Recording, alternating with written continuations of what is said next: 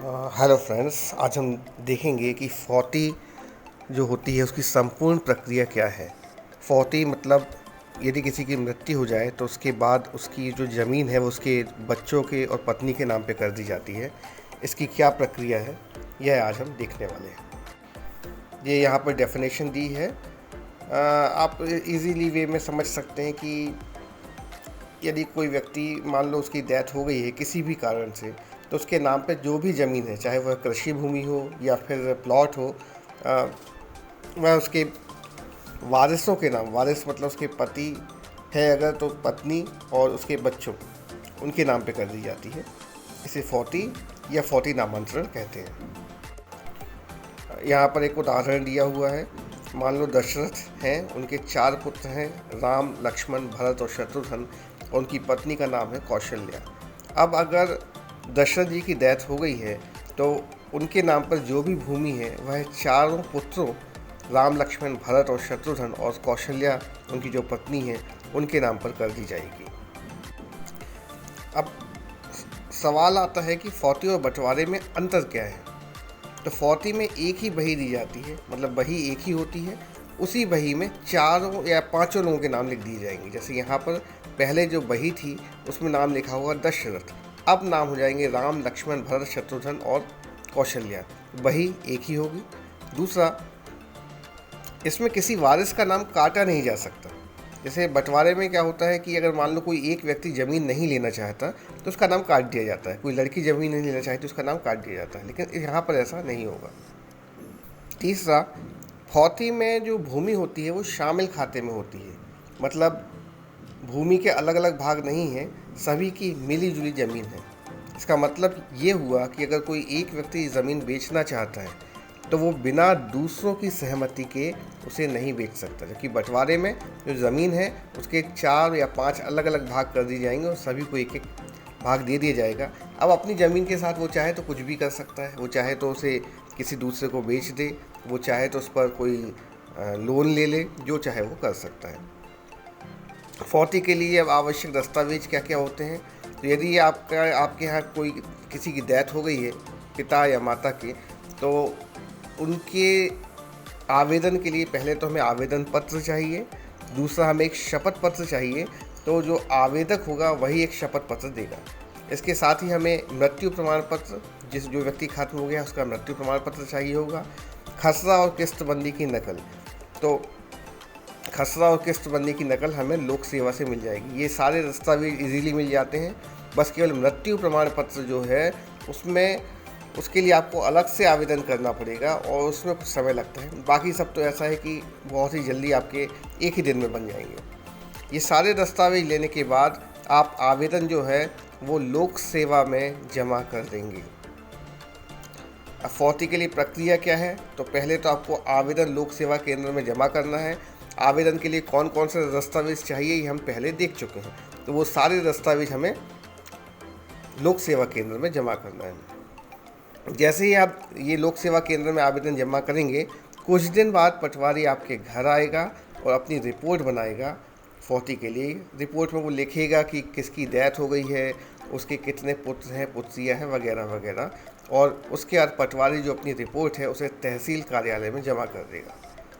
तहसील कार्यालय में जमा करने के बाद तहसीलदार कुछ दिनों के बाद या कुछ समय के बाद फौती के लिए आदेश कर देगा। वो आदेश पटवारी को जैसे ही मिलेगा, पटवारी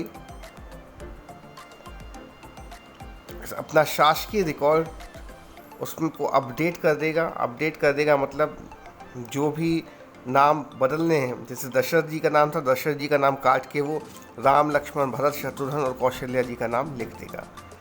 इसके बाद वह आप उसके पास बही लेकर जाएंगे तो बही में भी वो आपके पिताजी का नाम काट के या माताजी का नाम काट के उसकी जगह जो वारिस हैं उनके नामों को जोड़ देगा। तो इस तरह से आपकी जो फौती है वो बढ़ जाएगी।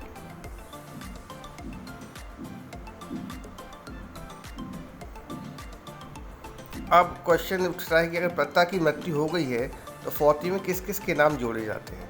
तो यहाँ पर एक ध्यान रखिएगा, पिता की मृत्यु होने पर उसके जितने भी पुत्र हैं सारे पुत्रों के नाम, जितनी पुत्रियाँ हैं चाहे उनका विवाह हो गया हो या ना हुआ हो, सारी पुत्रियों के नाम और उसकी जो पत्नी है उनका नाम जोड़ा जाएगा। ठीक है, यहाँ पर जैसा मैंने आपको पहले ही बता दिया है, किसी भी व्यक्ति का नाम किसी भी कंडीशन में काटा नहीं जा सकता। कोई पुत्री ये कहती है कि मेरा विवाह हो गया है, मुझे ज़मीन नहीं चाहिए, तो मेरा नाम काट दें, तो ये संभव फौती में नहीं है, वो बंटवारे में संभव है।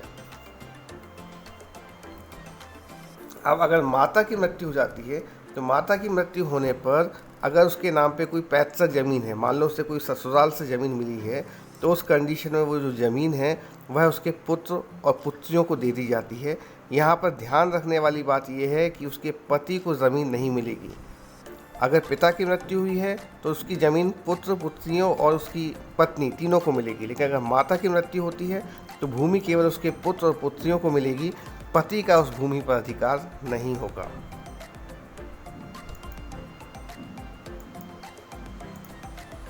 अब फौती के लिए आवेदन, तो फौती के लिए आवेदन के लिए ये आवेदन आपको इसका लिंक दिया हुआ है डिस्क्रिप्शन बॉक्स में। इस लिंक से आप सीधे आवेदन कॉपी कर सकते हैं। उसमें केवल आपको अपना नाम लिखना है, नाम लिखने के बाद आपको आवेदन जमा कर देना है। तो यहाँ पर जो आवेदक है वो कोई भी एक व्यक्ति हो सकता है। जब आवेदन हमें करना है तो कोई ज़रूरी नहीं है कि चारों, जैसे राम लक्ष्मण भरत शत्रुघ्न और कौशल्या जी थे, सभी वहाँ पे आए और सभी दस्तखत करें। आवेदन कोई भी एक व्यक्ति कर सकता है। हो सकता है राम अकेला कर दे, हो सकता है लक्ष्मण अकेला कर दे, आवेदन कोई भी कर सकता है। और तो आवेदक जो भी होगा उसे अपना नाम आवेदन में सबसे ऊपर लिखना होगा और अपने ग्राम का नाम लिखना होगा, वगैरह वगैरह। अब हम बात करते हैं शपथ पत्र की। तो जो भी आवेदक है वही शपथ करता होगा, तो उसको शपथ लेनी होगी कि हाँ भाई, मैं शपथ पूर्वक कहता हूँ कि इनकी इस तारीख को डेथ हो गई है, इनके नाम पर ये भूमि है, और ये भूमि जो है इनके हम जितने पुत्र हैं हम सारे पुत्रों के नाम कर दी जाए। जो कुछ भी आवेदन पत्र में लिखा गया है वो बिल्कुल सही है। इस तरह से उसे एक शपथ पत्र, जो यहीं से आपको लिंक दिया हुआ है उसी लिंक से कॉपी हो जाएगा। उसमें शपथ कर्ता को सारी डिटेल्स भर के अपने नीचे दस्तखत करने होंगे।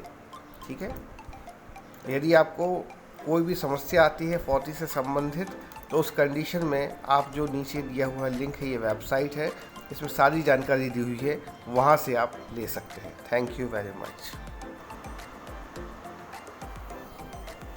देखिए, ये जो प्रक्रिया बताई गई है फौती की, ये बहुत ही सरल प्रक्रिया है। घबराने की ज़रूरत बिल्कुल नहीं है कि इतनी सारी चीज़ें हैं कैसे होंगी। ये सारी प्रक्रिया आपकी एक दिन में 4 से 5 घंटे में हो जाएगी। और इसमें जो खर्च भी आएगा आपको, वो ज़्यादा से ज़्यादा 500 रुपये आएगा। 500 रुपये में आपका आवेदन हो जाएगा। एक बार आवेदन करने के बाद फिर सारी प्रक्रिया स्वतः होती है। मतलब पटवारी खुद ही आता है, वो खुद ही रिपोर्ट जमा करता है। मतलब आपको कहीं कुछ नहीं करना है, मतलब आपको केवल एक दिन का समय लगेगा बस। ठीक है, तो थैंक यू वेरी मच।